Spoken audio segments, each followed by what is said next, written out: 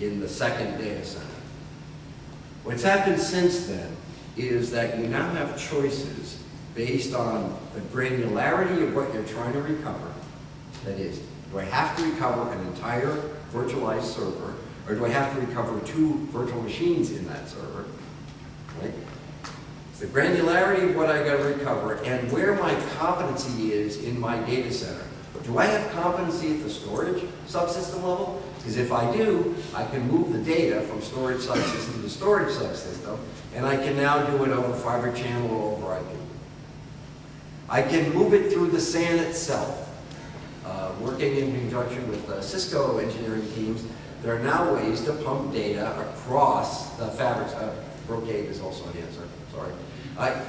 You're working in conjunction with the fiber channel people. There are now ways to move data from one storage subsystem to another storage subsystem with the fabric being the pump.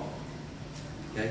And then there's the historical, at the host layer, I can move data from one storage environment to another storage environment with tools that are implemented on the host side.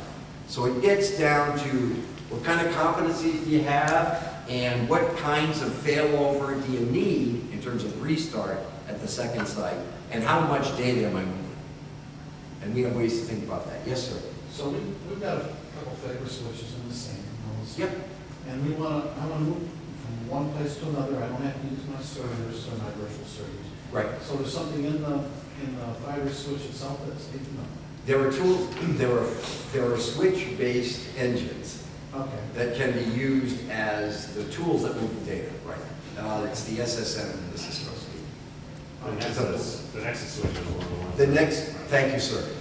Nexus switch, thank you very much. These were Brocade. Yeah, good question. I know the Brocade directors have the ability to do that. I don't know about the switches. I'm going to follow up on that. Thank you very much for bringing that up. Other questions? How well is it working in a wide area network environment now? I want to back up a LUN to a LUN in a wide area network. Yeah, on a wide area network with a guaranteed TCP connection on both ends. Because NetApp has a lot of asynchronous and synchronous right now. So.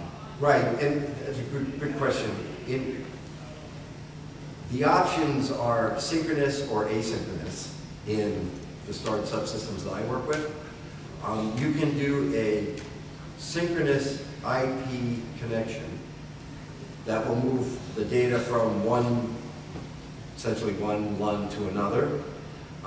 And the tools are now set up that if it cannot meet the synchronous requirement, it will fall back into an asynchronous mode so you don't overrun, so that the application doesn't slow down.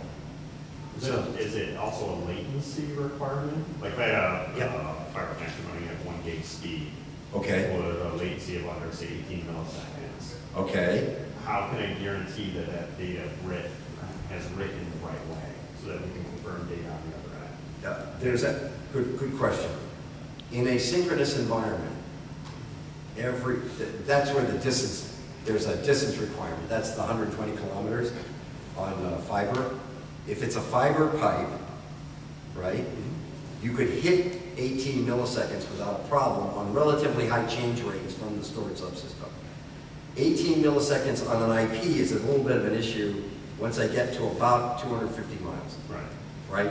So what we recommend is for relatively low change rates, IP can get pretty close to one-to-one relationships for data at probably 100 miles.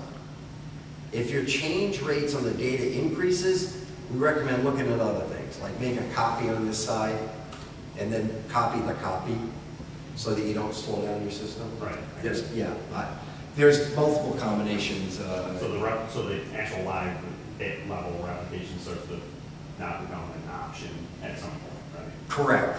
It's never not an option. It's less likely of an option. I would only close out the point, I'm sorry for belaboring. Using asynchronous replication at distances between 500 and 1,000 miles off storage systems we can get to within 30 seconds. Right? So the way that it works is not, it does not, in synchronous, the application is held until the acknowledgement comes back from the second cycle. Right? That it got the copy. Right? Well, the way async works is it builds it'll take 1,000 writes, bunch them into a packet, ship the packet gets reposted. Right? So there's no stoppage here. And as you can imagine, in relatively low change rate environments, that means you can get within 30 seconds, right? Yes? Does the technology exist to buffer that as far as, you know, if you're going to run an asynchronous environment that's got, for example, we're talking about having a DR site in China, you know, for a company that's up here in Clinton. Yes, sir. So, you know, you're talking about 300 milliseconds. I mean, Yeah. so is that technology there to build a buffer when your change rates are low? Yeah. That's a really good question. Did you hear the gentleman? The question is, I'm going from here to China, and, I'm sorry. No, thank you. I've got a requirement to move from Clinton, New York to a facility in China, essentially over an IP network of some form. It might be over satellite. Somehow there's IP provided, right? The way that storage subsystems react to that is they say, you tell me what you think the bandwidth is that I'm going to see, right? I'm going to build a packet size. Now this is asynchronous, right? This is not synchronous, right?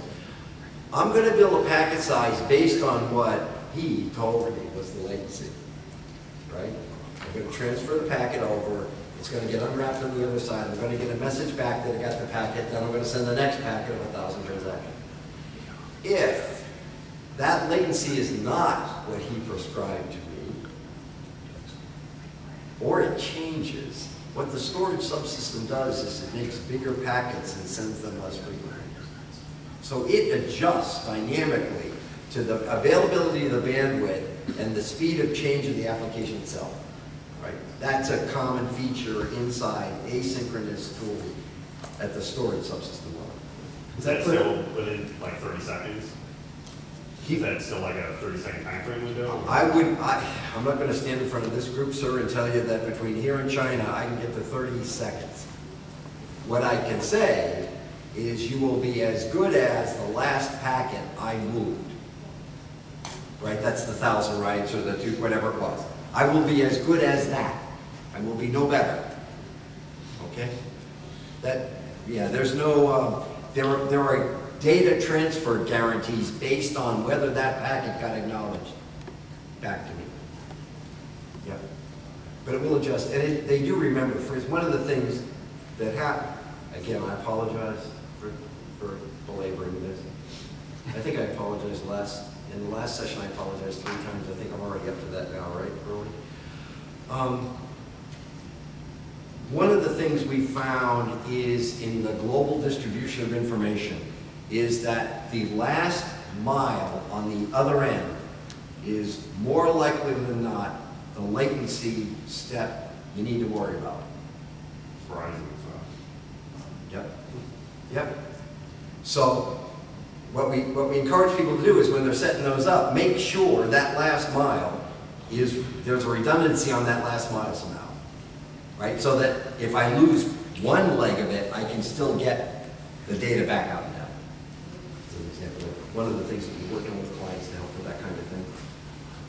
Other questions on information protection? This is how do you ensure the integrity of data sets at different levels of value to the organization in a cost-effective fashion?